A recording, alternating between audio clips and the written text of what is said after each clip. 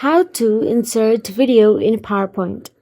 First of all, launch Microsoft PowerPoint on a Windows computer and open a blank or existing PowerPoint file. Then, go to the slide you want to embed a video and select the Insert tab from the toolbar. Now, select the video option here. You can either embed a video from your computer or from an online source like a website or YouTube and other supported platforms.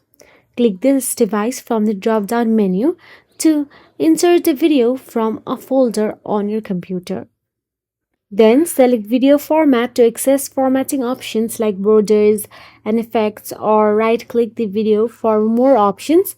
You can also use the designer tool to choose from professional slide templates. Now to insert a web video, again select video, then tap on the online videos.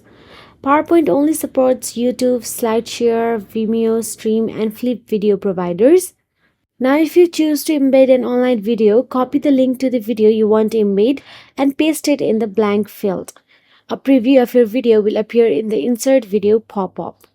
Now, click Insert button to embed the video in your presentation.